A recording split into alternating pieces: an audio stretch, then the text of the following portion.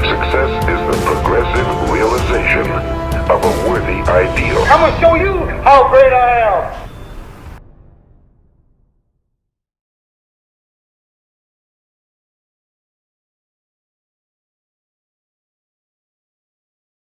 Hey, ladies and gentlemen, boys and girls, we are here on the NJ podcast with one of my good friends, a good HR practitioner, and she is a person, I would like to say sometimes a person for social justice. I don't know if that is good to explain who you are and what you do, but we're very glad to call her a friend, a person I've worked with quite closely. She's very passionate about personal development. She's passionate about empowering people and also in the field of HR. And she's recently struck out on her own, and now she is a proud owner of her own consulting practice, Zamashenge Consulting. Yes, I like to snap, do a double snap there, yeah. And she's a proud mother, So, Nomvula Buthelezi, can you please just give us a brief introduction about yourself and who you are, and just introduce yourself to the people? So my name is Nomvula Buthelezi, and I am a very proud owner of Zamashenge Consulting. And I chose that name specifically in honor of my tribe. So if Nazi Tagazelo, I am in the clan of the Buthelezi, and Ushenge is one of my praise names, and that's how I chose to honor my tribe by calling my consulting firm that. And like Njabulo said, I am a very proud African person. I consider myself a Pan-Africanist. I consider myself someone who holds the value of integrity very close to my heart. And the time for us to back down as Black people on very many aspects has to end now. We have to start speaking up for ourselves. So that is who I am, and that is what I'm proud of. And like Njabulo said, I'm a very proud mother. I talk about my child everywhere I go. All the time. So this is a shout out to Tiamo Mitileng, my baby. I love you. Yeah. Listen, normally children will do a shout out when they're on the show. Hey, Mama, I made it. You're like, no, Tiamo, I made it. That's interesting. So, like this podcast, this show is purely centered on my favorite tagline, which is "Success is a progressive realization of a worthy ideal." And so I want to get a couple of things. First of all, what does that mean to you, Nomvula? What does that tagline mean to you? So actually, I first heard that from you, Njabulo, when we met. Yeah. And when I bought your first book, Inspired Success. And before I even read the book, I recall asking you, so what is it about? Because as much as I support Black business and anything Black for that matter, before I even opened the book to read through what you were selling to me, when you explained it to me, it clicked, that the more we progress, the more we find our success, the more we acknowledge who we are, the more we understand what we have to contribute. Because I believe as people, the concept of God, the concept of there being a creator, he couldn't have possibly put us here just to exist. There has to be some kind of change and contribution that we give to ourselves first and to a wider community of the people that are our kin. Yeah, well, 100%. It's good to get different views of what success means to different people, because a good number of people, they'll think, a success is having a lot of cars, having a lot of women, having a lot of men, depending on what people prefer, reaching the highest levels of leadership. But for you, it seems that a success means more of empowering another person and making sure that you left the world a better place than you found it. Am I correct? You're very correct. That is exactly what it means to me. And the value that I hold closest to my heart is integrity. Yeah. So I talk about positive values all of the time, but the foundation of all my values is about integrity. If you have integrity, then you don't have to worry about being respectful. Because once that foundation has been set, that you are a person with integrity, automatically you will respect someone else. Automatically you will keep the promises that you make to people. Automatically it comes as second nature to you to be the very best person you can be to the next person. And that's what we are lacking currently. Is it? The integrity in which sense? So, okay, so, and I'm busy like going ahead now. You know, in this world we live in, kind of COVID-19, and you know, a lot of things are changing.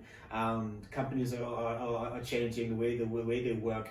One of the things that I've found is, how important is it for you as a business owner or a company to have integrity with yourself and with your clients and with your employees? Because a lot of people talk about integrity. It's just a very sexy word to put out there. It makes you attractive, but do you actually live it? Do you actually live it? So how important is it? And you've been in the HR profession. How important is it for people to live a life of extreme integrity and not live sort of like a double life? So if you think about the most basic level of being an employer, right? Yeah. Many people have ladies who work for them, who are sibabizabo auntie, they called helpers. You can attach very many names to them. But these are people you bring into your home. These are people you entrust with your children. These are people you entrust with your property. But what does integrity actually mean? If you can tell u-auntie okusebenzelayo ukuthi you can't eat my food, or you can't rest, you expect this person to work 24/7, to the extent that some people even install secret cameras in their house so they install secret cameras in their houses to catch them out.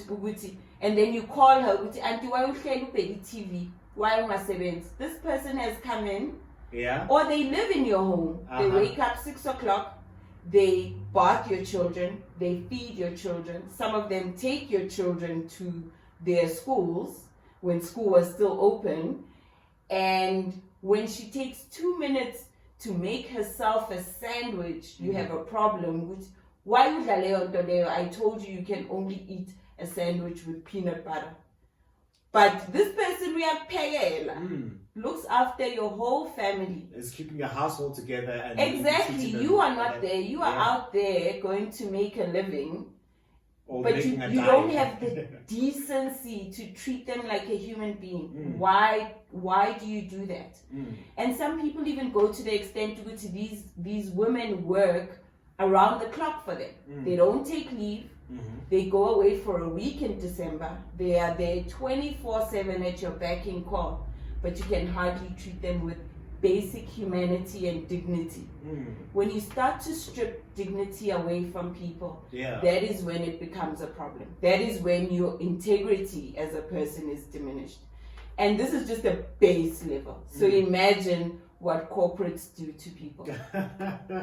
That can be a slippery slope, because because ultimately the way I see employment and working for a company is essentially you enter into an agreement to, I'm going to work a certain number of hours and I'm going to create a certain number of inputs, and this is the type of working relationship that we're going to foster and that's going forward. So now when one party breaks that agreement, then you start finding yourself in a very, very tight spot and very sort of like slippery situation. And what do you feel about companies, and it's not even companies, entrepreneurs who sometimes place little value on their people? They treat their people more as a number than a person who's there to add value and really care about people. Because I mean, it's very easy for a company to say, oh, listen, we love our people, we care for our people, but sometimes it does not translate to the day-to-day the workings of a company. So like, what are companies and employees getting wrong in that relationship that they enter in together? And the most fundamental thing you said there is relationships. Yeah. Every one of us, you and I have a relationship. Yes, it's called a friendship. Yeah. You have a relationship with your partner. Yeah. You have a relationship with your family. equally, when you enter into a contract with an employer, that's a relationship. Yeah. And relationships fundamentally should be based on respect, right? Should be based on all those beautiful values that they say that they honor, and you should be party to that. But often companies do break those contracts with their employees, and then they'll hide behind, oh, this is our policy. But the policy is meant to be based on good faith, right? It's something that you enter into, isn't it? Willingly. And then they say, oh no, but our policy says X, Y, Z, but oftentimes they're the first ones to break that contract with you. It's like when you get married in community of property, or out of community of property. Nobody forced you into it. When you enter into a working relationship with someone, nobody has forced you. They've made an offer to you which you willingly accepted. Why then, when they change their minds, do they break that contractual agreement? And oftentimes it's placed on the shoulders of the employee to say, you broke that contract. But nobody actually goes back to say, actually you started because you treated me unfairly, because you took away something that you had initially given to me without consulting me. A relationship is based on communication, right? Everybody always says, if you listen to any relationships expert, they'll tell you communication is key. But oftentimes when employers renege on an agreement, they don't consult their people. They should. It's legislated in law, but they don't do that. And then you find people on strike. You find people going to conciliation and arbitration at the CCMA. You find people fighting tooth and nail. And almost 90% of the people don't even fight. What do you mean they don't fight? They walk away. What do you mean? Because it's draining. It's an energetic thing to have a relationship with someone. And people would rather, like, you know what, I'll forfeit whatever it is. For my peace of mind, I'll walk away from this relationship and go start a new relationship with someone else, with the hope that that person will actually honor the terms of that relationship. And also, like, so if you were to think, what are the chances of, let's say you walk away from a relationship that ended itself? What are the chances that it probably won't happen again? Or do you have that certainty to say, okay, this venture didn't work out, and I'll go to the next place without changing my mindset? What are the chances of it being different?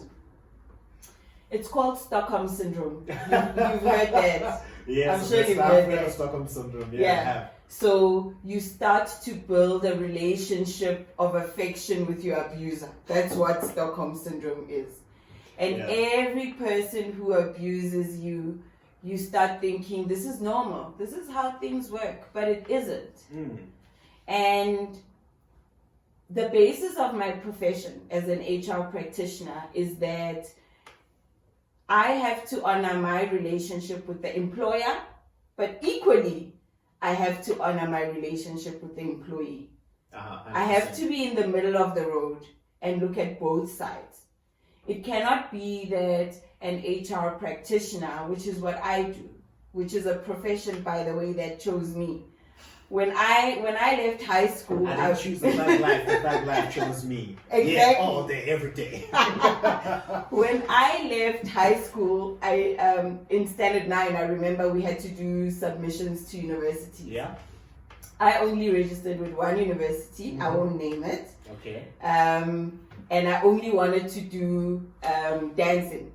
So initially, I wanted to be a professional dancer. Okay, a professional dancer. Yeah, and my mom said, hell no, you're going to turn into a drug addict. People in the arts are druggies.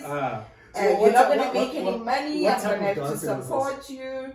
I wanted to do, it's not called, now I can't remember because it's so many years ago. I mean, I've been an HR practitioner for 15 years. 15 years. I haven't done That's it. Contemporary Oh, you want to be a dance. contemporary dancer. Yeah. Oh, so you don't want to be a stripper? No. No, but I could strip if I had to. No. Like there's days where I actually think prostitution is better than being employed. That's why I went into business. Is it? Oh. Because at least I'm my own pimp there. You know, like honestly, like this is a bit of a segue, but I heard a professional tell me, I won't name any names, that working is a different form of prostitution. It's a different form of prostitution because what it is that you're selling your time and your services to somebody else, and what you're expecting is money, money back. Exactly. So It's a transaction. It's a transaction. So that's why there's like don't look down on people who have got the title of prostitutes because you're a prostitute in a different way. Yeah. Okay. And I'm for prostitutes, by the way. I actually am of the view that it should be legalized. Why? Why should it be legalized? Because they are offering a needed service. I need it, sir. It is a needed service. If it wasn't a needed service, it wouldn't exist. That is a very good point that you put across there. That's a very, very good point. Yeah, so okay, so where were we? I think we got sidetracked a bit. So you said that you went, 15 years ago, you've been an HR practitioner for 15 years. I've been an HR practitioner. And you wanted to be a contemporary dancer. Mm-hmm. But you went off and became an HR practitioner, and because you said HR chose you. HR chose me. Yeah. So when I left school, because I was told there's no way we're going to pay tuition for you to dance and to be permanently dependent on the parents. You call them the rents, right? Yeah, the rents. They used to be my like roommates. hell no. There is no way you're going to be permanently dependent on me. And so I went and I started working as a temp. So I worked for an agency as a temp, and they saw the potential in me. And they offered me a role as a candidate care officer. And what that meant is there was a sales manager who would go out and get business to place temps in corporates. And my role was to take that spec, advertise. When we used to advertise in newspapers, that's where my profession started. I used to place adverts in newspapers. For positions. Yeah. And people would physically come to the office before like email was a really big thing and drop off their CVs, and I would sit and like screen like hundreds of thousands of CVs. So on that, you've screened hundreds of thousands of CVs in your 50 years. You basically have your 10,000 hours in the HR profession by now. Past that. Like if Way you're twice. past Okay. So basically. It's called, there's a book, Outliers. Outliers, Yeah. So you said you've got your time. She's putting the time in people. So one of the things I wanted to touch on is what do people get wrong when they're putting together their CVs, the curriculum vitae? What are they getting wrong? And this is for people out there who want to get employment, who want to be employed. So just give some insights as to what people are getting right on their CVs and what they should look to do in the future. Okay, so in South Africa we use the terms CV and resume interchangeably. Okay, yeah. So a resume is a short, concise description of your skill, your experience, and your education. A CV then goes into detail. There's no limit on how many pages and how much context you put underneath each role you've done.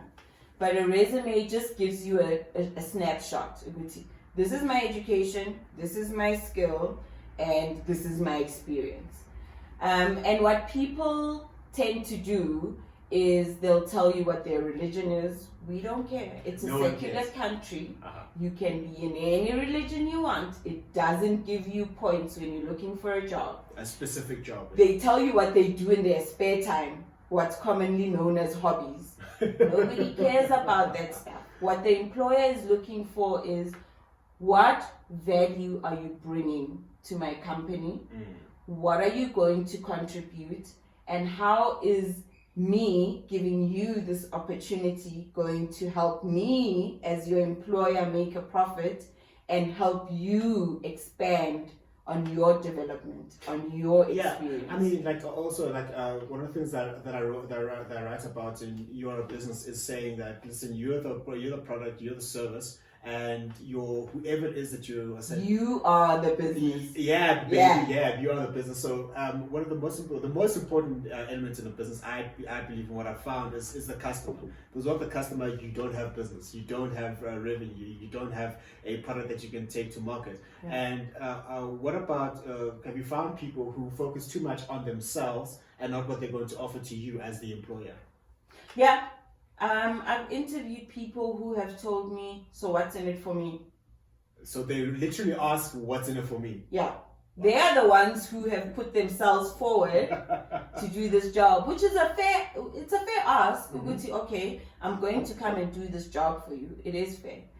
But what I have a problem with is that's all they focus on. They don't think about what are they going to be contributing to this company that they want to employ them. And mostly that is centered around money. Money is important, but think about this. Every time you get an increase, how quickly do you adjust to that increase? Very fast. Exactly. And how quickly do you complain that it's not enough? Very fast. And how much satisfaction do you get from earning a lot of money and not actually seeing the fruit of your labor? Quite often. I mean, I've learned recently that, money is not everything. It's important, but it's ultimately it's not everything. Because people, there's a term I heard someone say, being called an economic hostage, which means that you're there, you're golden cuffed, you're earning a lot of money, but your soul is dying, and your skills are not growing, and you're not adding value to the client, the employer, because you haven't made a conscious decision to do so. So would it be a fair deduction to say money is a tool? The same way you'd use a spade to dig a hole. Yeah. I would say so. Exactly. It's a tool to get you from A to B. So it pays for your petrol, it pays for your bond, it pays for your children's education. It gives you a sense of control. Yeah. It gives you a sense of comfort. It gives you a sense of security. But ultimately, when you've done all those things, does it give you satisfaction? I think it depends on how you use the money and how you get it. Because easy come, easy go. But if you've put in the effort, the time, the blood, the sweat, and the tears, and you're earning it, again with the word that you put forth, integrity, then the money that you use becomes more satisfying versus it being handed to you and you're not doing something for it. I want to ask you a question, Njabulo. Yeah. When you wrote the book, You Are a Business, Yeah. Treat Yourself Like One. Yes. You're an employee, right? Yeah. Over and above being an entrepreneur and an author and everything else. True. When you sell yourself to an employer, Yeah. you are selling your skills, Yes. your knowledge, Yes. you are selling your expertise. You went to school and spent copious amounts of time learning what you know. You treat yourself like a business, right? People think when you treat yourself as a business, you have to be an entrepreneur. You have to venture out on your own. You have to go out and employ people and own a company or own an entity of some sort. A lot of people in employment don't treat themselves that way. When you wrote the book, what was the intention behind it? The intention behind the book was, again, it was solving the problem of because I've seen a lot of employees, they complain that my boss is not giving me a promotion, is not giving me money, is not giving me the leave days, I'm not growing, but they're not looking at themselves to saying, what value am I adding? And I interact with people who, the main question is, how can I add value? How can I contribute? How can I learn? And then they start thinking of, okay, so how am I going to improve my skills? How am I going to make sure I understand the company and their bottom line, and how my skills are going to contribute to the company growing? And what I've found is that they ultimately will box themselves in saying that I'm not an employee, I'm not going to classify myself as an employee. It doesn't matter who's paying me my money. I'm going to classify myself as an independent entity and as a business and who I'm selling my service to. And that was a frustration that I had because in my previous life, I used to have that mindset of saying, I'm owed this money. But then I found the best employees, they treat themselves as self-employed and as a business because they understand that the responsibility is on you, the onus is on you, and the self-starter mentality has to come from you. That's why you need to treat yourself as a business, no matter who is paying you your salary. So that's what I wanted to get across to people and say that, listen, no matter who is paying you your salary, treat yourself as a business. Understand what marketing is, understand what cost structures are, understand what revenue streams are, understand how to market yourself, how to brand yourself, understand how to own and control your finances so that you can have your responsibility is sitting with you, so that you don't have to be a person who's boycotting and picketing some person trying to beg them for a job. So that's exactly what, instead of looking for a job, become the job. That's the intention behind the book. Exactly. Make yourself invaluable, right? Yeah. To the organization. Make yourself indispensable. Yeah. Exactly. So when, like, a lot of people contact me and they say, I want to ask for an increase, but I don't know how to. Yeah. I feel like if I go to my manager and I say I need an increase, I'm not able to get my message across on why I need my increase, right? Equally, I've had people come up to me when I was in corporate saying, I need an increase. And we say, okay, you need an increase according to what our data says from a remuneration perspective. Let's look at it. Yeah. Are people in a same or similar role? What are they earning? So you do a benchmark. Are you in, we benchmark. We say, are you earning within the range that you're supposed to? Yeah. What is the market dictating? What are the reasons that are pushing you to come here and say, I need an increase? Yeah. And oftentimes when you look, it's based on lifestyle. Based on lifestyle. I want to match up to Njabulo. Okay. Njabulo drives a BMW, but you don't know what Njabulo's lifestyle is. Njabulo doesn't have children, you have two. Yeah. But you want to drive a BMW instead of driving a Picanto like I do. Yeah. Njabulo is not paying private school fees. No. Because he has no children. And for a long time, yeah. Exactly.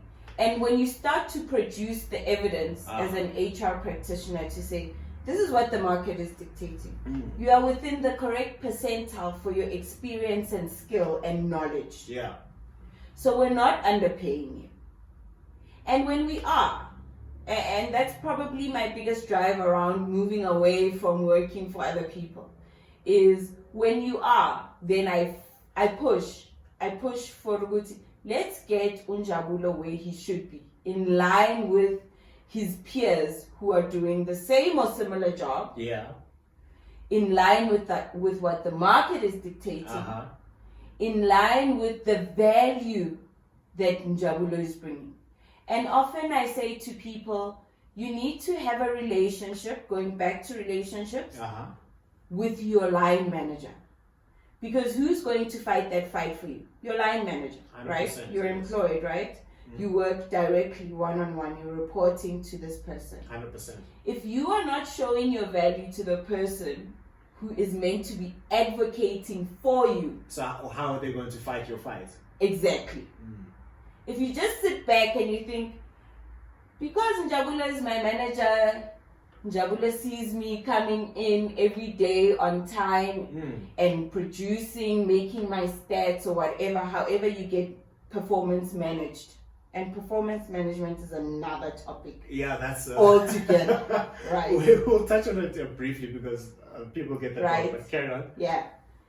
But if you don't build a portfolio of evidence to show, this is my contribution, this is what I'm bringing to the table, there is a seat at the table and I want to sit in that seat. And if there's no table, I want to build a table. How is that person going to fight for you? Because you're the one who knows what you're doing, right? Yeah. So how do you expect the next person to fight your fight if you're not bringing the evidence for it? So think about when you go to court. Yeah. Like everyone is innocent until they're proven guilty. Yeah. But you can automatically be proven guilty if you don't show the proof that that you are innocent, Yeah. right? So if you don't bring a portfolio of evidence to say, in my tenure in the organization, these are the projects that I've volunteered myself for. Yeah. And people almost think that they have to be put in positions. You don't have to be put in positions. You can put yourself in a position. You can volunteer of your time, of your knowledge, of your skill. Put yourself in a position where someone then recognizes you. But someone won't automatically recognize you if you don't make them aware. So let's go back to being in a relationship. Let's think of a parent-child relationship. And I have a child who's very vocal. She looks vocal. She is vocal. She looks vocal, yeah. She looks like she'll just talk back at you. She does. And probably one of But with reason. Yeah, She okay. questions. Oh, okay, that's good. And as a parent, you need to teach your children to question, because that's the fundamental relationship, right? Yeah. Parent-child relationship. Yeah, that's the first relationship, yeah. Exactly. So if you don't teach your children to question you, how is that child going to grow up, be employed in an organization, and question Yeah. what is expected of them? Exactly. Yeah, I mean, and also to that, most parents, they take a child questioning as if they're being disrespectful. They don't want to submit to their authority, but you're basically seeing it differently. Yeah. And submission is necessary. It's about cohesion, right? There's sometimes where you have to relax your terms a little bit and say, okay, I see the other person's view. This is what they need of me right now. But part of submission and negotiating is when to know when to come back to the negotiation table to say, Yeah. look, so I've handed you this thing that you were adamant you wanted. Yeah. Like ngizothi ngithi amhambo gezizitshe. Uzothi, but mama, I've been washing dishes for the last 3 weeks. When have you gotten off from the couch and washed the dishes? We've been in lockdown for almost 5 months, right? March, April, May, June, July. Yeah, 5 months, yeah. Right? So if she is consistently over 3 weeks washing dishes, Yeah. without being asked, without being prompted, and this one day she doesn't wash the dishes, and I say, "Hambo gezizitshe," and she's like, "No, but I've been doing this for you." For us, we Yeah. live, it's a shared environment, right? Yeah. Just like employment is a shared environment. Yeah. And then she says to me, but I've been doing this of my own volition, using my own time, using my resource, which is her hands, her body, etc., to stand the sinking. You've never once washed dishes in the last 3 months or the last 5 months. Yeah. I'm saying no on that basis. Is it a fair argument on her part? So based on the evidence and the duration, and it's a very sound argument. You can't really find that. So would you classify it as her being rude? No, she's not being rude. She's being factual. Which goes back to something that I spoke about, is to try your best to be neutral and objective. Because people, emotions will get the best of you at times, eh? Yeah, it's like emotions will use you. Yeah. And also in employment and the corporate environment, you'll find people saying that I want a 50% increase. This is definitely unfair. But they're not looking at it objectively. They're saying, what objectively? Be dispassionate. Remove your emotions out the way. What have you objectively achieved and accomplished? Yeah. And that takes us to performance management. So Yeah, performance management. Let's get into it. Let's get into performance management. Let's get into it. People often think performance management is aligned to a specific time and place where appraisals are due. But performance management can be positive and negative. So you get performance management in return for the organization acknowledging what you've contributed and they reward you. Yeah, 100%. But performance management can be that organization saying, but brah, you're not actually meeting up to our minimum requirements. So it's a double fold. Yeah. People often think, okay, I come to work on time, Yeah. I do the bare minimum, Yeah. and based on the bare minimum, you should be giving me a 50% increase. No. 50%, no. What have you done to go over and above what is expected of you? Yeah, because I mean, like, you can't expect an above average income if you're giving it a below average performance. Like, it doesn't make sense. Like I'm a big football fan. I'm a big Chelsea fan, really, and we're definitely consistent. I'm an Orlando Pirates fan. That's the only team I recognize. So ultimately, like, when I see them playing playing a mediocre game and then they lose, I can't be angry that they didn't win because they were playing poorly. So, conversely to yourself, if you are performing poorly and you know you're performing poorly, why is it that you're going to expect a 50% increase? Yeah. And people think they only get performance managed by their direct line manager. So you've heard of the concept of 360 reviews? Yeah, I've heard of it, yeah. So your peers, your clients, your customers, your manager, your manager's manager. All of. Everybody has an input, right? All of them. So imagine you have a great relationship with your manager. Yeah. You are called, when you're close to your manager, I think it's a close-knit relationship, something like that. You're the baby. You're the favorite child, yeah. And that manager will score you 100% irrespective because you have this close personal relationship. Yeah, true. The purpose of a 360 relationship is your peers, people you work with day in and out directly. If they then say, no, but we recognize this relationship Njabulo has. It's borderline nepotism. Yeah, but yeah. Actually, when it actually matters, when we're meant to be collaborating, when we're meant to be sharing knowledge and ideas, Njabulo doesn't come to the party. Or Nomvula doesn't come to the party. Nomvula works in isolation on her own to appease the manager, but not to contribute to the team, and they score you low. That brings down your appraisal, doesn't it? Yeah, definitely. And there's other people observing. If you're giving bad customer service to your clients, then they also say, no man, this lady, she's not actually up to scratch. That again brings down your rating. And that's a more fair way actually of performance management versus just this one-on-one relationship. The converse is also true. If you have a bad relationship with your line manager and they score you ridiculously low on your performance appraisal, but you're an equal contributor or an above average contributor to the team, your clients are always satisfied, you go over and above what is expected of you, and the manager's manager is also observing, which actually when I ask for volunteers for projects, this is the person, Njabulo, always picking up their hand with no expectation of reward or recognition. They just want to grow at the end of the day. Exactly. And that does the opposite effect. It brings up your rating, irrespective of the nature of the relationship you have with your direct manager. So, like with the 360, basically it's a call to you not being siloed in your approach, because there's not only one person that you need to appease. There's a multitude of we call them in project management. We call them stakeholders. Stakeholders. Like I always imagine them holding a stake. So stakeholders and people that you again I classify them as your customers. At the end of the day, any person that you collaborate with is a customer. The line manager is your customer.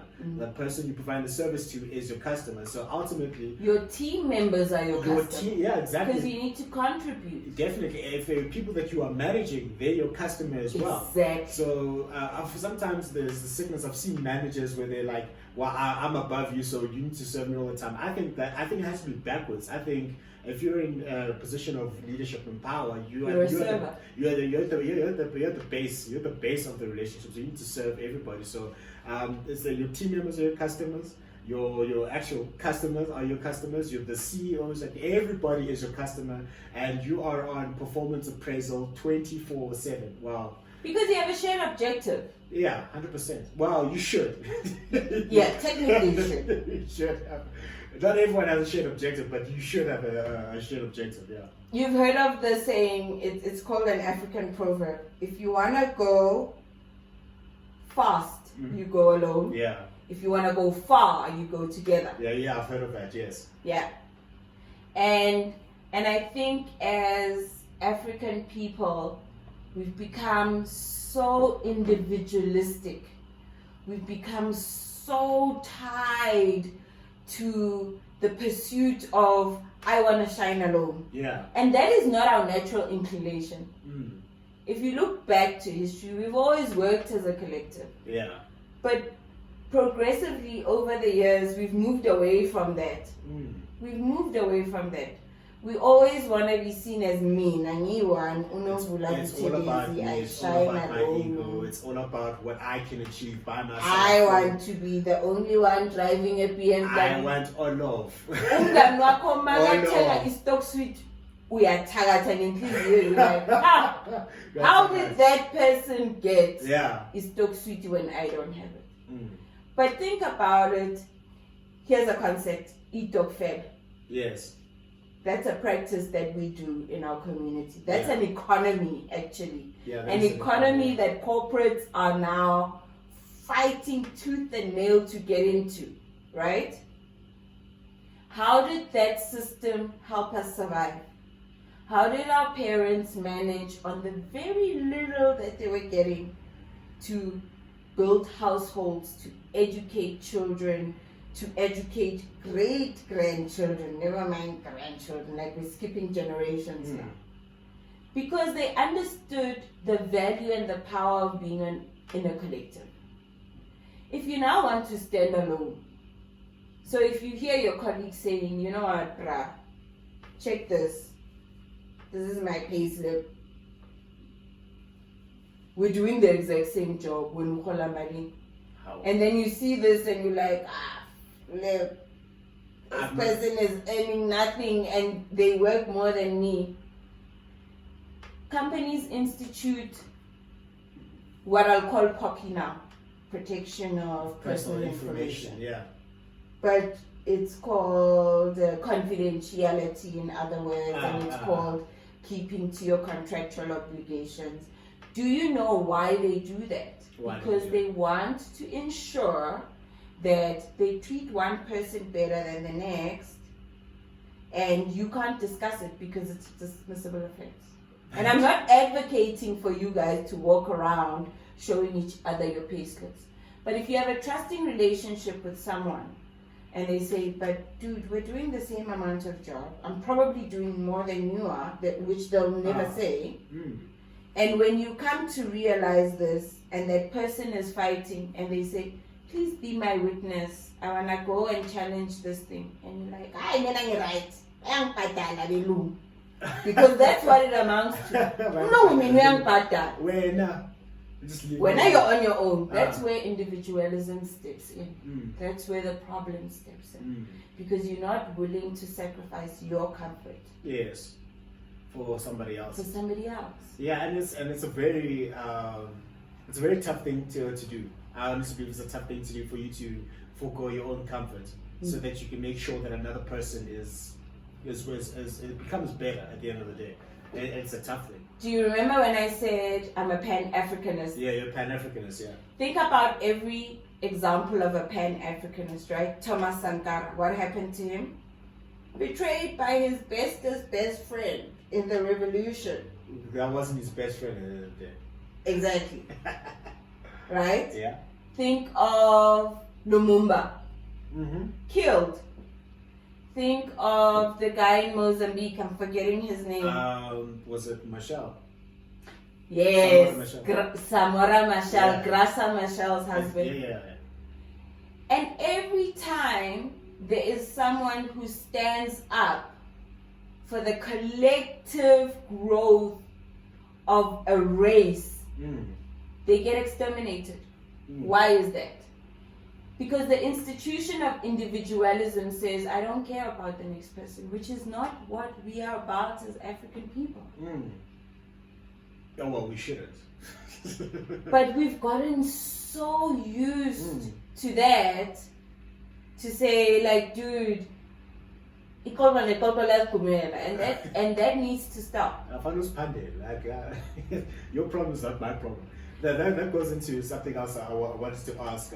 Maybe controversial for people of the less than African persuasion, but this is an honest conversation that I want to have. I've been black a long time. You've been black your whole damn life. From the time you were conceived, you've been black. I didn't always think that, and I'm kidding. I've been black a long time, and then I started asking myself, wait a minute, I think it was when I started working 6 years ago, I started seeing, my eyes started being opened up to saying that black people, as a collective, we're not doing as well as we could. We're not doing as well as we should. We're not progressing as, when I started speaking to people from the Muslim community, the Jewish community, the Portuguese community, the Greek community, the key word there is community. They have the sense of community. I started asking myself, why is it that black people are not progressing the way that they should? Why are we not moving forward? Do you have some ideas? It's based on that principle of individualism. Yeah. We've adopted it so vehemently with such conviction. I have to compete with the next person when it's actually not our natural state of mind. So what is our natural state of mind then? Think about it. We're collectivists, right? When I was growing up, we wouldn't have impu, yogenza, ipap, or umto. And my grandmother would hand me a bowl and say, "Hambe next door, but telling pupula, telling pupu, but telling uchukoka, telling unkuliso koko." Okay, yeah. Ukoka, telling pup. Big mama. Yeah, and she was a tiny mama. She was a big personality. That's where I get my fire from. Makes sense now. Makes sense. But you could do that. Think about yourself now. Can you come to me and say, Nomvula, I don't have money for petrol? You'd rather take a temporary loan, pay inflated interest to buy your own petrol. Whereas I have the 500 that you need to fill up your tank until month end. But because we've become so individualistic and you don't want the next person to see your vulnerability. So you go and you take and you pay an inflated amount of money. Whereas you can come to me at no interest and get your petrol full because I have the means, I have the resources, I have the funds and then to help you. And I need to put up a pretense to say everything is fine. Look at my shiny house and my car. Pride. Yeah, well, it comes down to the pride thing. I don't know what happened with our what happened to us as a collective, you know, because what ended up happening is that I think black people have this thing that I don't know where it came from. I don't know where it stemmed from, but it seems to be that, let's say you make it big, right? You make it big in HR, and then I also want to be big in HR, and I was like, hey, Nomvula made it big. So then now she's the first to have a black person there. She's the best black person there, and she's the only black person there. And the only way for me to learn how to, for me to progress and for me to make money is to tear Nomvula down.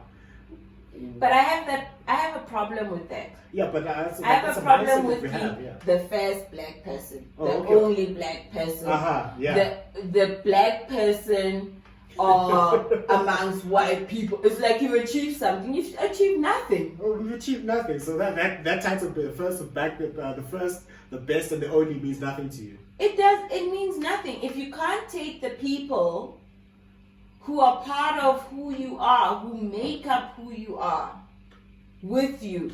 It means absolutely nothing to be the only black person who is amongst white people. Or Asian and I'll call it what it is. To be amongst Caucasians, white people, Asian people, Europeans, whatever you call it.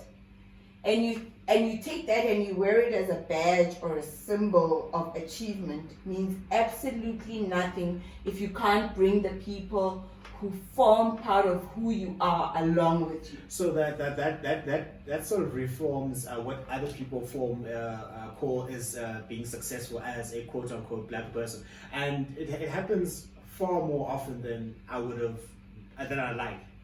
Who made up that standard? I don't know. I don't know. I don't know where it came from. I also used to be proud of it. You know, when was it? I think it was 2008 when Barack Obama became the first African American president. It was a huge thing. It was amazing. Well, like in terms of like the media, it was amazing.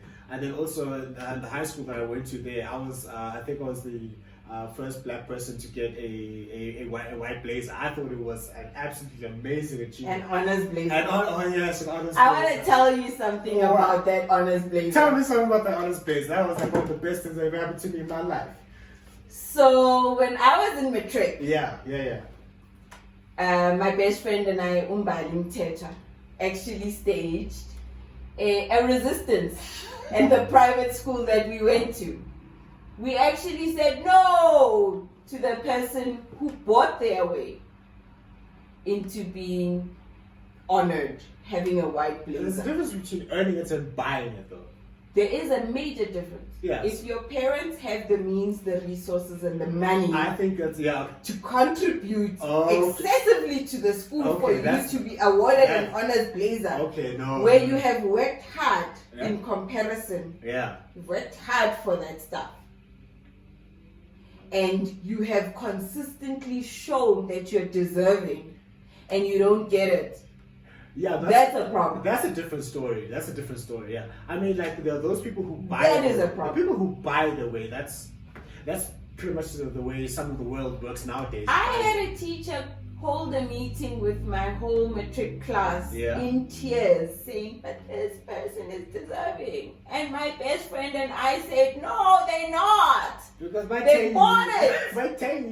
They bought it with their family money. There are people who are more deserving of that honors blazer, and they are not recognized. And you know what they did to appease us? They gave that girl an honors blazer with no real position. In my view, she should have been deputy head girl, because there was another Caucasian girl who worked even harder than her, who was made deputy over the girl who bought her position. Oh, well, that's fair. I believe that's fair. But back to the entire thing of being the first, I was like, yes, I've achieved something. Then I started working. I'm like, no, man, something is wrong. You were an affirmative action candidate. No, I wasn't affirmative. Let's say you saw. It wasn't affirmative action. That's something I genuinely, I believe I worked hard and I deserve. But then I started looking back and I'm like saying, the proportion to black people and white people getting the honors place and reaching that level of achievement is insanely low. It is insanely low. You know what I always say to my daughter? I say to her every day, I say, by virtue of being a black person, by virtue of being a female, you need to work 10 times. Not 10 times, but 10,000 times harder to be considered average. Before you are considered to be someone who excels. So what are the systematic disadvantages that black females have in this country specifically? So, generally in the world, it's a patriarchal system. Okay. It's males first, females last. White people first, black people last. So already that combination of being black and female. Man, you have to work hard, dude. You have to work extremely hard. And I know it from personal experience. I have broken my back. I have literally stripped myself bare. Like I have bared my entire soul to show what I'm worth. But if the people who are in power, and that's what racism is, It's about power. It's about power. It's a team sport. You cannot be black and racist if you don't have control of power. And people think political power is power. No. Political power is administration. It's administration. Like that's me getting to the point of what I actually learned what the true definition of what racism is. Yeah. And I do not qualify to be a racist. Racism is it's a team sport. It's either you play as a team or you lose. Yeah. So a person, as a black person, and it's also based on economics. It's not based on your color. It's not based on how you look. It's not based on your culture. It's not based on religion. It's based on who has the economic power at that moment in time. Racism is a competitive relationship between groups of people who are competing for the ownership, control of resources, wealth, and power. It has nothing to do with who you like or who you don't like. You could not have said it better. If you think about it, right, in a South African context. Yeah.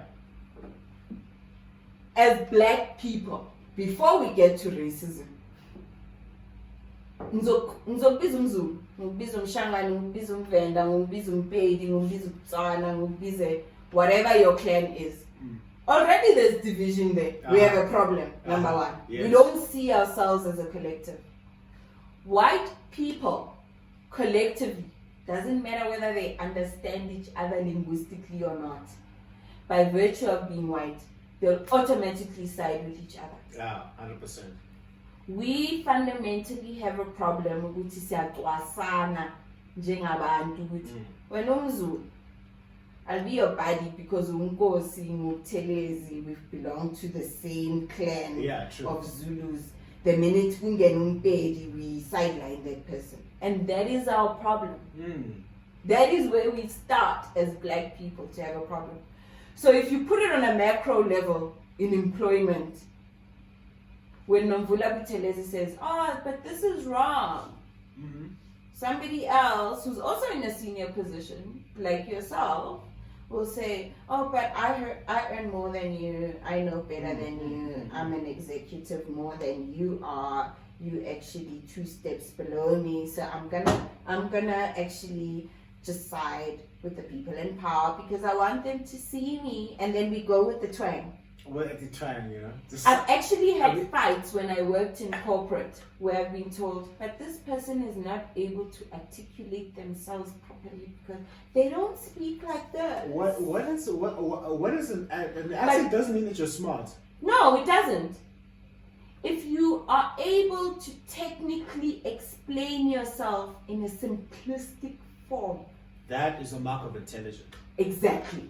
It has nothing to do whether you speak like comrade or comrade. It doesn't matter. Exactly. As long as if you wanted to say comrade, it doesn't matter how you said it, as long as you explain it, that should be fine. I've had managers pick candidates because HR is not the deciding factor. A lot of people think HR is the deciding factor in employment. HR is not the deciding factor. No. Then what is it? The manager who put out the position, the job description, the requirement to add an additional resources to their team is the deciding factor. And that is why, even if you get interviewed at first round by the HR person and the hiring manager is not there, you come for second round for the hiring manager to meet you. That is the person who says, I want Njabulo over Nomvula. Finish. Exactly. And I've had fights with managers who say, but they don't sound right. What does sounding right actually mean? Do you have to sound like me to be right? What happens if you are technically astute, if you have the acumen to fulfill the requirements of the role, right? What happens if you sound like this and you have a deep accent of whatever form? Yeah. And you don't sound like this. Yeah. Like, I don't know. I've had managers hire people who sound like this. But couldn't do the job. Who can't do the job because they sound like this, over people who sound like this. Yeah. But are technically skilled to do the job, know the knowledge, and are able to simplify it. You know, there's a saying that says, The ultimate sophistication is in simplicity. Yes, 100%. And I read a quote elsewhere that says, if you cannot explain it to a 6-year-old, because that's where cognitively you're able to understand concepts, then you don't know that subject at all. 100%. So if you can't explain it to a 6-year-old, right, and you become too technical, too theoretical, too textbookish, but you can't define it to a 6-year-old so that little itty bitty baby, because that's what a 6-year-old is, can understand it, then you actually don't know the context and the content of what you are saying. And is that what some executives or people in corporate are getting wrong? By trying to overcomplicate things and trying to seem more intellectually capable than other people by complicating things all the time versus simplifying things. And like, I have a problem with that. Why? Well, what's the problem? I have a problem with that. First of all, the flashy, the veneer, what you see is not necessarily what you get. And my job as an HR practitioner is to dig past your accent, dig past how you look, dig past what your background is, dig past where you went to high school. It's about the skill, right? We're looking for a resource that can deliver. And the most intelligent people are the people who actually get rejected because they have an accent, they went to school elokishini, they don't look the part, maybe their blazer that they're wearing for the interview is too big, they're not wearing a form-fitting suit, and blah, blah, blah. But people in corporates actually go for the video. They don't go for the quality, the substance, they go for the shiny, the knowledge. The shiny coin. They basically look for the. They're looking for a person who talks the talk but can't walk the walk. So it's either one or two things can happen here. I see in my view. It's either people hiring can adjust their standards, or the people going for the jobs can go for more training to meet the outlook that people are hiring for. One of the two things can happen. Oh, honey, let me tell you about standards. Black people have the most impossible standards. Black people have the most impossible standards? Yes. Okay. Because often, when it comes to managers, it's the black managers who will tell you, I lona umzulu akulu, mpedi akulu, agana accent right. My God. It's actually the black people who exclude other black people. So now this is counterintuitive to me. So I think we both can agree that in South Africa right now, as a collective, black people, I'm not segregating according to culture, are not the most progressive in the country by a far margin. So why is it that we are the people who are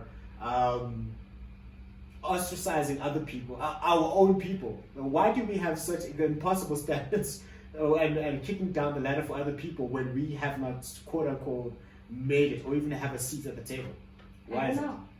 Like, if I knew the answer to that, we wouldn't be here right now, because I would have written a book like you have to tell everybody else why we're doing it. I don't understand. I really don't understand the concept. So, how is it that you have the highest standards possible when your people as a collective are not even in the race? I don't think black people are even in the race in this country. We're far from the race. We're not even in the race. We haven't even qualified. We are far and the from race the I'm race. talking about is economics. It's not about anything else. So yes, we've got politicians, we've got a few black people who make it, but I'm talking about collectively. At the 70% of this country, which is 35 million people, we're far. We're definitely far. Do you know the most? And excuse my language, but I have to use this word. I'll excuse your French. My French. The most fucked up generation is us, between 70s and 80s. We are the most lost generation. Oh yeah, I'm not part of that generation. Thank you very much. When were you born? I'm a 90s kid, baby. I'm a 90s kid. I was born 91. At least you have a little bit of a clue. But for me, born in 1982, and for people that I know in the 70s, our parents were so disadvantaged to the point that they drilled into us that the way for us to get ahead is to get an education. But you know how economics works? Economics doesn't work on education. No. That's the last step in the process. That's the education. last one. Yeah.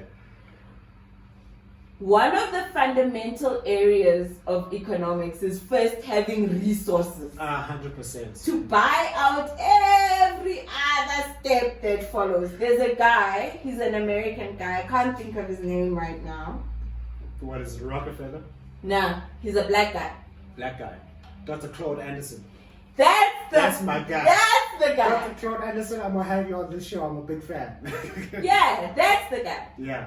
First, you need to have means of communicating to your people, which is why I'm so proud of what you're doing here. Yeah. You are writing, Yeah. and you are communicating through podcast and social media and so on. And got a YouTube video of it. Exactly. Yeah. You are doing that. Mm. You are able to reach out to our people Mm. because people internalize what they hear, and they internalize even better when it's repeated, right? Yeah. Think about our music. Yeah. Our music, African music, in musical theory, it's called call and recall. Call and record. I'm gonna make an example. Yeah. Bawo Tiko Somanda, and then the chorus says the exact same thing. Yeah. Bawo It's over Tiko that Som- repetition, yes. Exactly.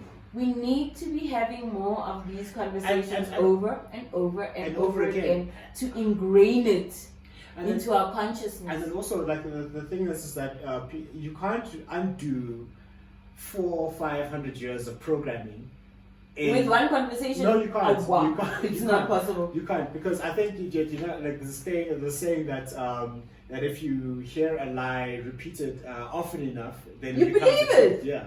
And Hitler was the person who said that, by the way. Yeah. And sometimes we're our own Hitlers. Hey, Baba, my child is in a Hitler school. She's in a, She goes to she's a in a German Hitler school. school. She's in a Hitler school. Oh my And God. I feel like I'm betraying my people, and I feel like I'm betraying everything that I talk about being a Pan-Africanist, because You I've sent it to- deliberately Sent her to a private school. exactly Yeah. never mind a private school, but an international one, because I thought at the time at putting her in that school, Yeah. it would be about creating opportunities for her to get out of this country, to Yeah, get out of 100%. this continent, to be 500 steps ahead of her peers. It is like that, and I'm going to use French again, that shit actually hurts me. Mm. Because I only recently realized that the decision that I made, it's right for this moment. But what I'm preaching as a person who calls themselves an Pan-Africanist is, why didn't I put her a Lokshi? So she can experience what her fellow African brothers and sisters are experiencing. Yeah, 100%. It's yeah. So it's- she can experience the lack of technology, the lack of textbooks, the overcrowded classrooms, so that when she grows as a child, and it comes from my mom. My mom worked 7 days on as a nurse, and on her 7 nights or days off, she used to moonlight to put me through private school. My mom was a single parent. And the reason my grandmother raised me is because my mom worked Was around the the clock to make sure to that you had a give shot. me that opportunity. Yeah. Do you understand what I'm Okay, saying? can I just segue to this? It's something that's again, I think this applies to everyone. When I was studying, I would see other students, and you know that this is the only opportunity that they have. This is the only shot that they have to make it out of some form of poverty. It's a start, but they party all the time. They'd waste their money, they'd waste resources, and then they fall under academic exclusion because they did not perform. And what does that do to a parent? Like you as a parent, what does that do to you? That knowledge is saying that this is the only shot that this person has, and they go and they waste it. What does that like? How does it make you feel? First of all, yeah, I was always an underachiever. yeah. I only started overachieving in my 30s. So I'm one of those people who wasted their opportunity. Yeah. I went to a private school, but I was a 50-60 averager. Yeah. Academically. Yeah. But you made it through though. I was a second team player. I was never in the first team. I played hockey, I played netball, but I was always in the second team. But when I decided in 2015, because like I said to you, I fell into this career that I'm in by virtue of being recognized by somebody else. Yeah, 100%. In 2015, I decided to go to university, right? And I have a justification for everything. I was diagnosed with depression when I was 15. So that has always been my rock to say, every time I underachieve is because I have depression. Is that a rock, or is that an excuse, or is that a crutch? Which one is it? Yonke. All of. Yes. All of it, yeah. But I also recognize that whenever I've put my mind to something, I actually achieve it. Irrespective of my condition of suffering from depression, having to take medication to cope with it, having to take time back and relax and be kind to myself. And I advocate for kindness to self. Yeah. Because if you're kind to yourself, you can be kind to the next person. Yeah, 100%. But that in mind, for every time I've pushed myself, I've way exceeded what I've expected of myself. Yeah. Never mind what people expect of me. And I am that person who has misused resources because I've self-funded my way through university. I mean, I'm about to graduate. This is my last semester coming up. I'm about to get my undergrad That's good. in psychology and human resource management. Yeah. But between 2015 and now, it's been a 5-year journey, right? There's times where I haven't studied as much as I should. I failed and wasted my own money. You understand what I mean? And I've always excused it to say, Oxalai, I'm moving forward, I'm gonna persevere, I'll re-register for the course and meet the requirement. But I always I've always gone for the bare minimum. Actually, the course that I just wrote an exam for now, when I went to write the test to get me into the exam, I studied the night before. Okay, the night before studying, yeah? And then when I got my mark, I said to my daughter, I got 60% without studying. What am I teaching her? You're teaching her that she can coast without effort. Exactly. But then I also equally expect her to put in the effort, but she's not seeing it from me, right? Where is the example? It lies with me. If I say to you as my peer, as my colleague, as someone in the same race group, you have to work hard, and I don't show the example, what does that mean? It means that you are... I have a double standard. Yeah, you have a double standard. You're not living your truth. Exactly. You're not living your truth, so to speak. And these are the things that hurt me about myself and about my race. We have this high expectation of everybody else in our race to excel, to compete at the highest level. But when you use yourself as an example, do you actually live up to that standard? No. No, chances are you don't. You don't. So you expect someone to have a twang but you yourself as the hiring manager. You want this person to engage with your clients with this sophisticated accent and level of education, blah, blah, blah, etc. Maybe you're the entrepreneur who's hiring these people and you're excluding everybody else who doesn't meet that requirement. But you yourself, you don't have it. You know why people who have tenders are so egotistical? They go out and spend the kind of money they do. Yeah. And they actually disadvantage the same people they're meant to be servicing because of that standard. We don't adhere to the same standard that we expect of other people. I think that's not fair. I think that's not fair at all. To that, Nomvula, I mean, we've talked at length about race. We talked about corporate. We talked about HR. One of the next book project that I have in the work is called Father of Man. Oh, honey, don't get me freaking started. I'm gonna start with my French again. Let's get into the shit. Okay. Hold on. So then, because every book that I write is solving a problem for myself, first, because I'm taking introspection. Okay, with Inspired Success, I'm like, okay, fine, I need to understand what success is. With You Are a Business, I had to look at myself. How can I treat myself as a business?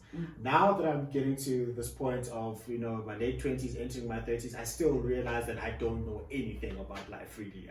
I've lived, but I still don't know anything. So I asked myself, am I a man?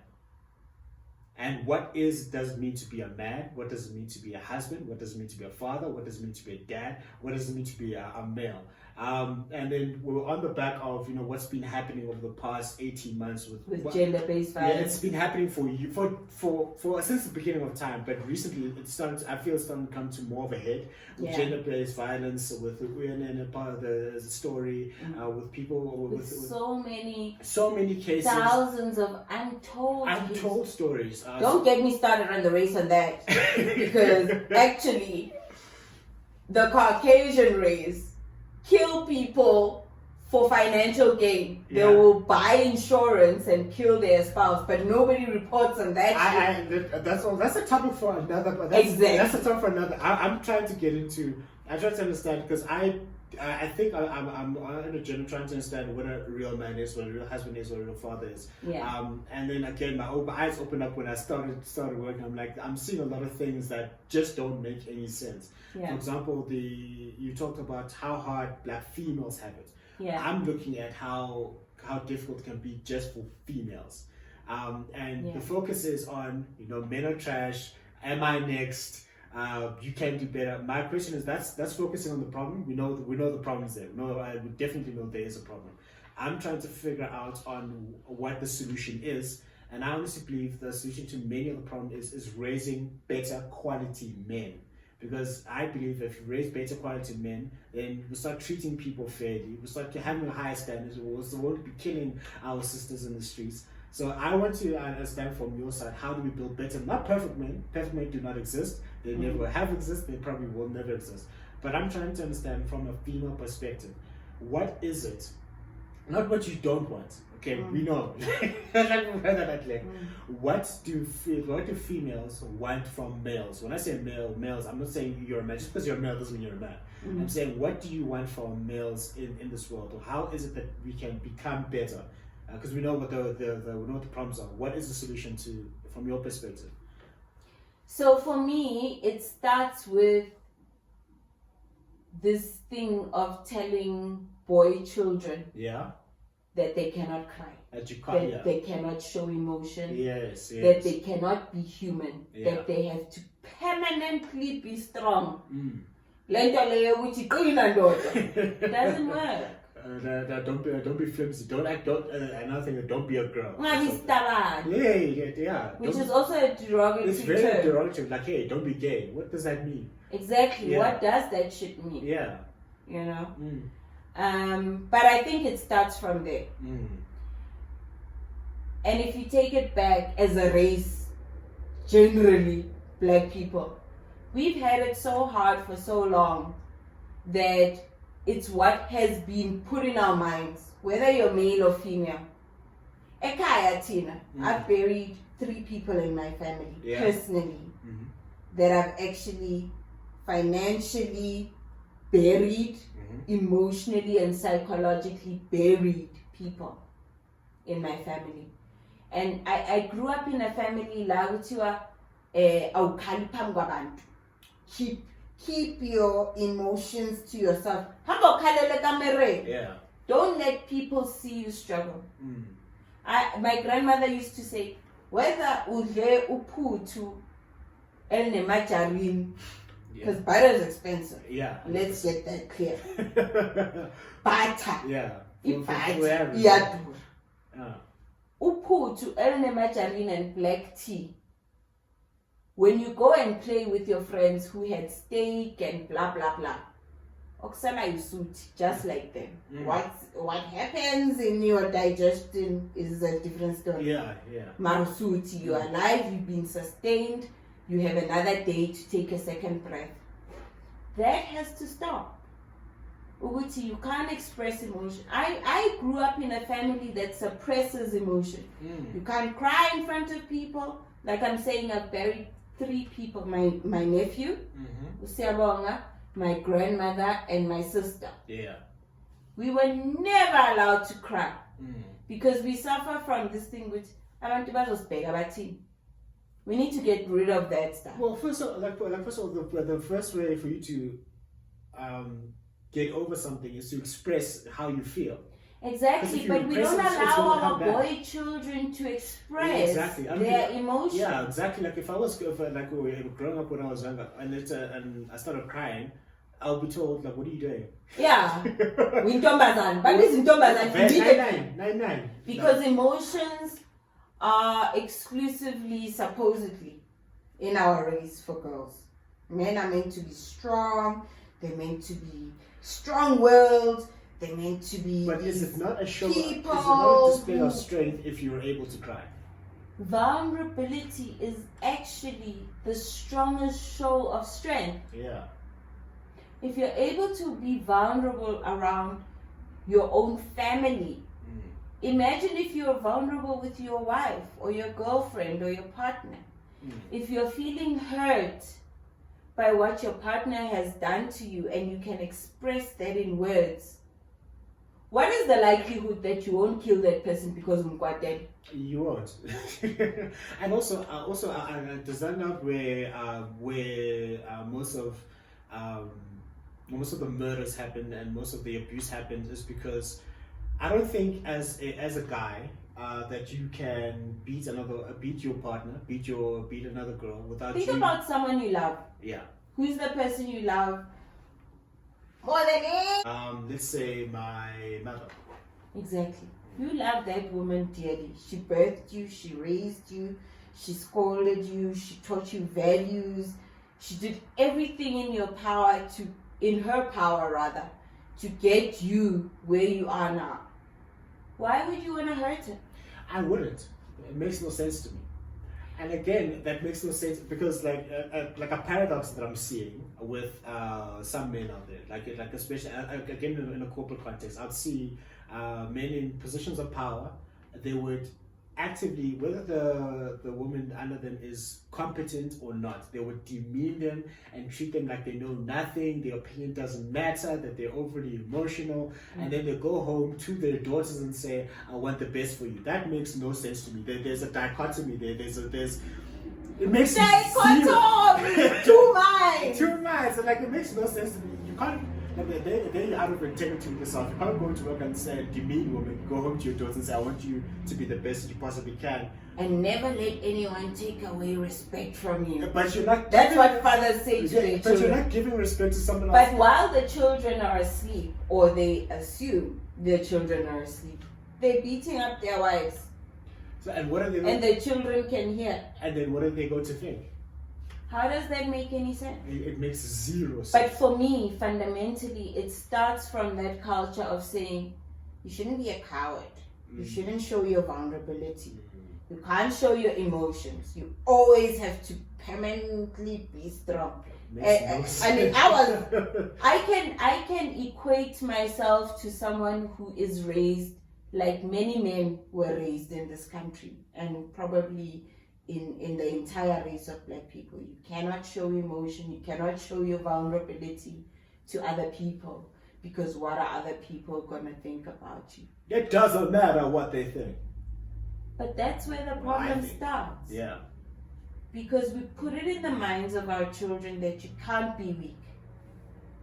Weakness is a sign of weakness by virtue of the word weakness. Weakness is a sign of weakness. You always have to be a strong person, and that's nonsense. Yeah. Sometimes our biggest strength comes from being able to reflect, to say, you know what, here I was wrong, or here the other person was right, or here maybe I didn't compute psychologically or emotionally properly the correct response. And being able to go back and say, I've changed my mind. It's like we've been pushed to a point, like I will talk about myself. Personally, I have been pushed growing up, Uguti. You stand your ground, no matter. Even if you're wrong. Even if you're wrong. Because Sengshi, and it's a thing. It's a thing. It's a thing. Why? Just because, yeah? It's a thing. Like, I don't want to incorrectly apply it to my whole race of black people. But I will definitely account it to my culture of Zulu people. Like saying she. Hey, Maranina. Hey, Maranina. I'm Swati, by the way. I don't identify with the Zulus. I don't. Saying she. Saying she. Pen it up. Yeah. Like, my word is final. It's There's done. no room there to maneuver. There's no room to It's There's no room yeah, for there's somebody no room else to for have growth, a view. have an opinion, and you can't. That limits How do your you rights. grow? You don't. How do you evolve as Yeah, a person? You don't. If So- you come from a culture that's so adamant. That you. By the way, Yeah. I'd like to qualify Guti. My name is Zulu. Yeah. My surname is Zulu. Yeah. But I'm adopted by the clan Njabulo Buthelezi. My father is actually Tswana. And we're gonna get back to your topic about fathers. Yeah. My father wanted nothing to do with me. And I chased my father till I was 33 years That's old. another thing. I mean, I chased him actively so, till I was 33 years old. That's when I was like, I'm man. My mom and my grandmother and my aunt, these are the people, these are the people who raised me. They would give me sufficient money for transport. They would give me food. They would provide for everything I needed as a collective, these three women. But I would intentionally and deliberately use my transport money so I could go to my father's workplace, so I could have some kind of connection with him and say, I can't get home. But thinking back now, I actually diminished what my family that raised me gave me. Because in his mind, he thought, this bunch of people can't even look after this child. But he never actually proactively looked after me. Definitely. So then, at a theoretical level, I've come up with the 4 levels of masculinity. You know, like the 4 levels of masculinity. At the base level is you being called a male, because you've got the male genitalia, the hormones, and everything. Genetic. It's just genetic. It's biology. It's the way it's biology. It's the way you're born. Then the next step into that is you being a man. That's when when a man, you've got a purpose, you've got a goal, you've got a vision. You're starting to take responsibility for yourself in your life. Yeah. Then the third level, I believe, is you being a husband and a father. That is completely different. Now your life is not only about you. Any person can have a baby, but no one can actually take care of It's in service to everyone. to the people that To your you have children. willfully and willingly You've brought into your life. 100%. Like you're not just because you're married to someone does not make you a husband. But because if you're a husband, you're taking care of your wife, you're serving them and you're meeting their needs. And the fourth level is a high level of intimacy, and that's being called a dad. That's being called a dad. Now, by the way, I call my dad, even though he's rejected me over and over. But then, objectively speaking, can you just looking at just the behavior? Is that a male or is it like? That's a boy. That's a boy. Not even a male. Not even a male. That's a genetic predisposition. Yeah. Yeah. That's amazing to me. That's amazing. So, so from you as a female, if you could speak on behalf of all the females out there, what is the one thing that you would want from men? First of all, I think it's a huge responsibility to speak on behalf of everybody because we've all had different experiences. Okay, I mean, I've met women who worship their fathers. Okay. Like they would walk on water to honor their fathers because of the love and the affection and the generosity and the responsibility their fathers have given to them. And I've always wished for that. Mind you, there's an equal and similar comparison between my mom and my dad. Okay. Though my mom provided financially, emotionally, she was very disconnected. Okay. She still is. Okay. Like, the person who puts me down the most is actually my mom. I actually go to friends and people that I meet who are strangers to me for comfort and a feeling of family and a feeling of belonging more than I do to my mom. And both my parents are alive, but I've always considered myself an orphan, especially after the passing of my grandmother. From an emotional perspective. Emotionally. Okay. Yeah. So I'm gonna make a disclaimer on that to say I cannot speak on behalf of everyone. That's a fair enough. But what, from my experience, having endured what I have, and having become a mother myself, like I've learned how to say sorry to my daughter. So I was raised to say, but the sophistication or the maturity of raising another human being is in realizing that human being, they may be smaller than you physically, emotionally, psychologically, but they are a whole person. Yeah. And the minute you start to treat your children as a whole person, irrespective of how they are represented in structure or in psychology or in emotions, once you honor that person as a whole spirit, a whole soul, a whole being, then that's when actually true respect, integrity, all those positive values come into play. And I learned, it was a learning process, and I'm so glad that I have a dichotomy too, because I tell my daughter to say, you will respect me irrespective, and then I also say, no, but you must also question me irrespective. If I'm wrong, I'm wrong. But from that, I've learned that people are people, and people make mistakes, and people learn from their mistakes. And when you fail, that's actually when you learn faster than when you succeed. And being a parent has taught me that you can say sorry. You may be in a position of authority and power over the next person, like your child. Or let's take it professionally, as an HR business partner or an HR practitioner, or as an employer to an employee. But when you're wrong and you recognize that, once you have that recognition,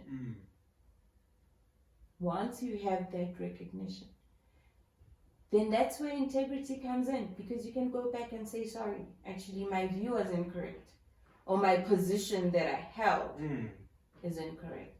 And actually you're right. And that's maturity. For you to understand that I was wrong when I did something like this. So what I'm hearing is that what you would like from men is to understand when they're wrong. I'd like to add to that, actually. The number of people who die, I'm speaking about black people. Okay. As a race. Yeah. More men die more than women. Statistically. Go look it up wherever. Whether you use South African stats, or you use American stats, or you use the whole diaspora where there is black people. Actually, the number of people who get killed, both by law enforcers and by gender-based violence. Amen. There are women. Women's prisons exist not because of heists, robberies, or whatever, actually people killing each other. I killed my partner.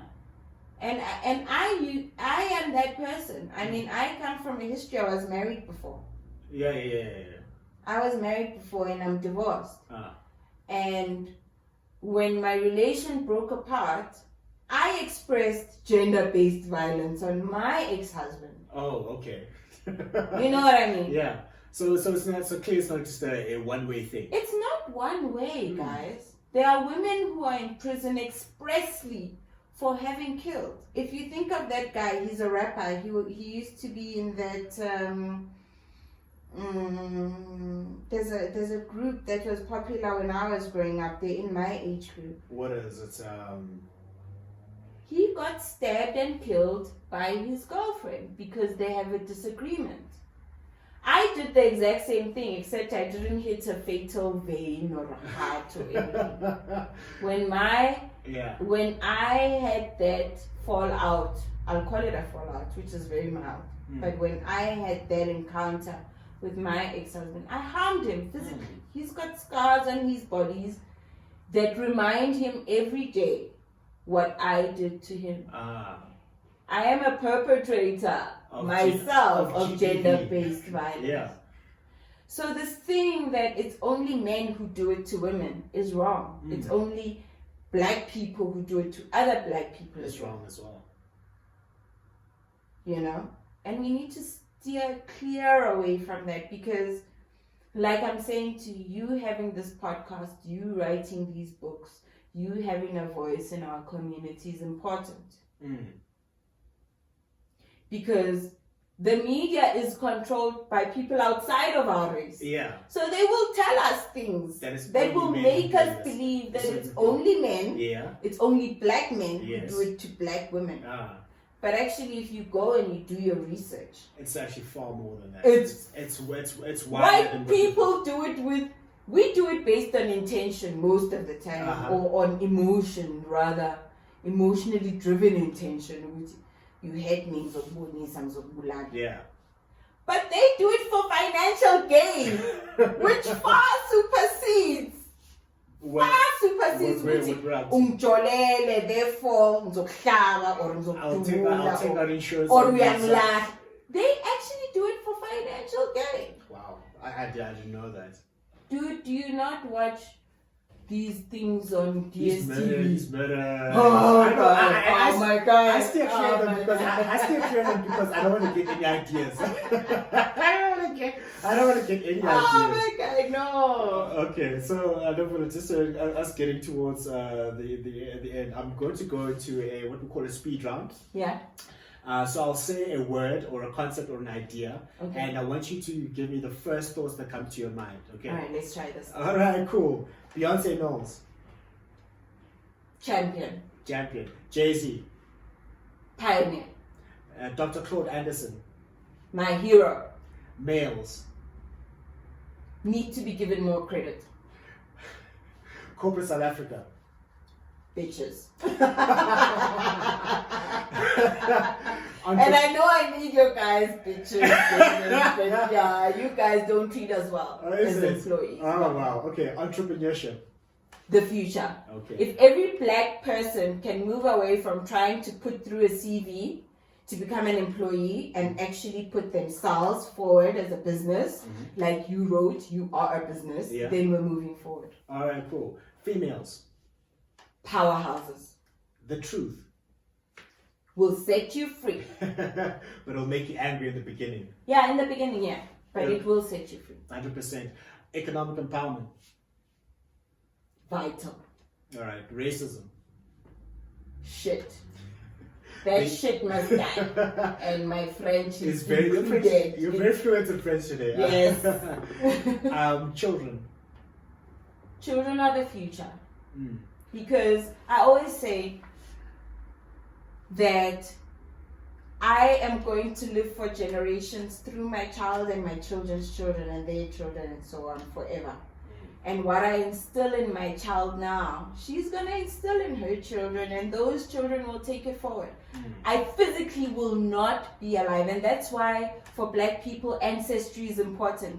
It's not about the actual physical person having lived on earth, it's about the values, about the lessons, it's about the learnings that we have, it's about the culture. And culture transitions, by the way. Explain. We adapt. So culture, as we express it now, is in African print clothing, which I'm expressing myself as a Zulu or a Ghanaian or whatever. But culture before used to be about owning cattle and land, etc. And culture before that, I don't even know what it was about. Migrating from the north to the south. So something that's progressive. It's progressive. Culture is not stagnant. Culture shifts. Culture moves. My great-grandchildren will not be practicing what I'm practicing now, because that's what culture is. It changes. It evolves. That's amazing. And what you find, some people who call themselves traditionalists and people big on culture, they don't want to grow with the times. Tradition is something completely different. Okay. All right. Tradition. Tradition are the things that we know, we live, we experience. In my view, somebody else will have a different view, that we hold on to vehemently. Like, this is the thing that makes me Mzulu, Mtswana. Like, my mom is Swati, first of all, so we have something in common there. Yeah, good. My father is Tswana, but I was raised by my grandmother on my maternal side, Buthelezi, who is Zulu. And I've adopted that as my culture and my tradition. Get you. You know what I mean? Yeah. I have a choice. I can either represent myself as Umswati or Umtswana. My mom, that I consider to be my mom, emotionally, spiritually, psychologically, Umama Vui, she's Xhosa. Her mother and my grandmother are sisters, are Zulu. My great-grandmother, who I'm named after, Nomvula Buthelezi, who is actually Freedom Zolo, is actually a product of rape. She's a colored woman. Oh, okay. She lived in a farm where the farm owner raped her mother. Yeah. And she was ostracized by other Zulu people, mind you. Oh, yeah, because of what happened, yeah. Because Begampofu, she had like longer hair than everybody else. But it's not something that she imposed on herself. It was the situation she was in. Her mother was raped. She's a product of rape. Yeah. You know what I mean? Yeah, I get you. So that's why I say culture and tradition are things that evolve. Two complete different things. But she identified as Umzulu. She never called herself a colored. Yeah. She deliberately married another Zulu man by circumstance or situation or whatever it was, because she was in KwaZulu Natal. She raised her children deliberately as Zulu.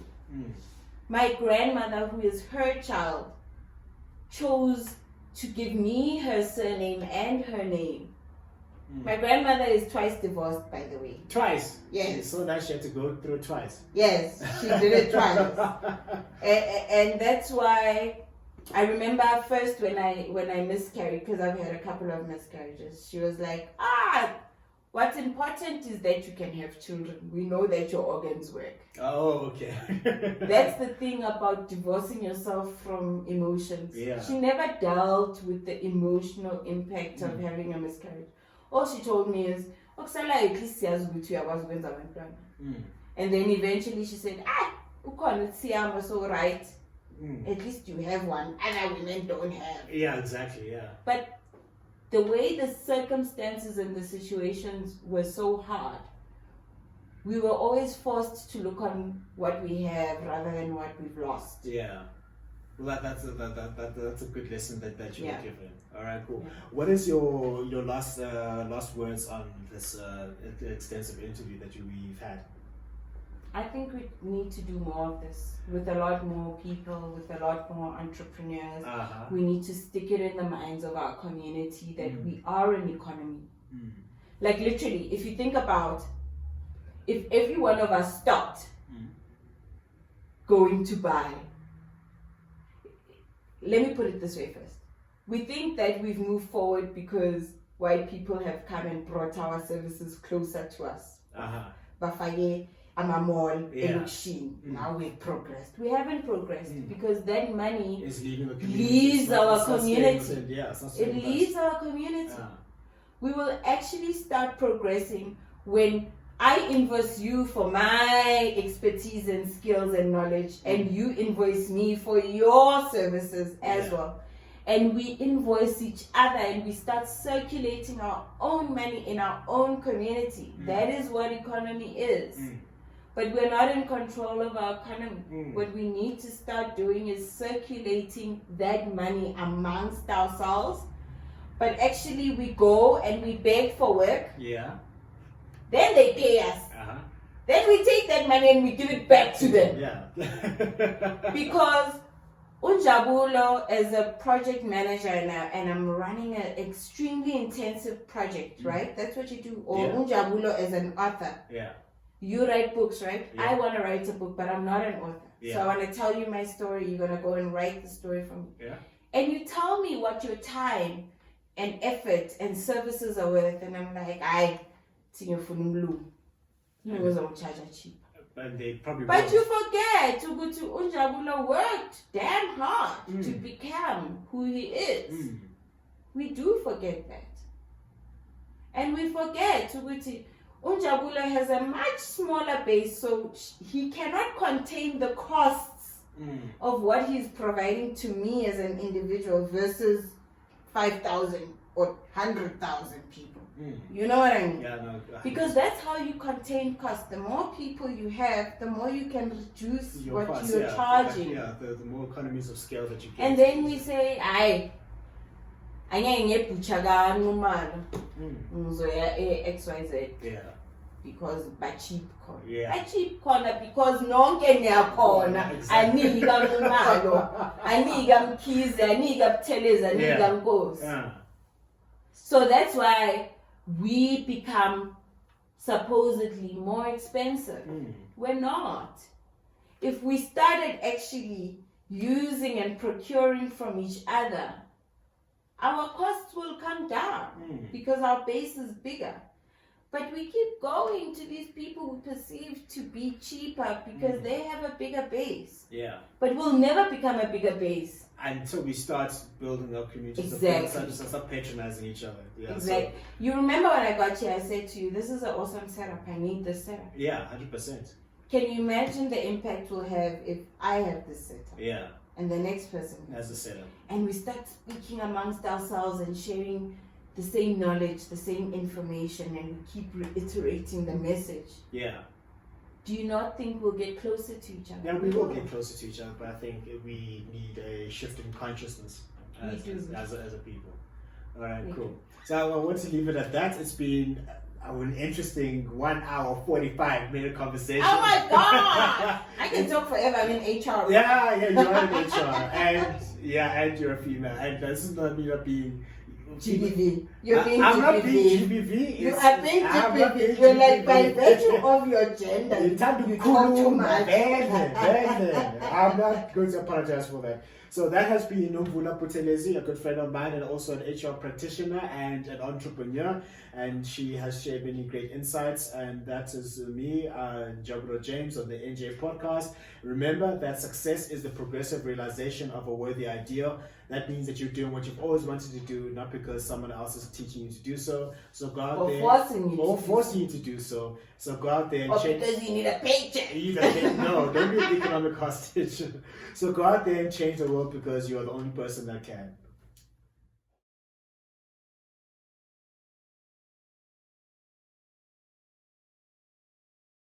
Success is the progressive realization of a worthy ideal. I'm gonna show you how great I am.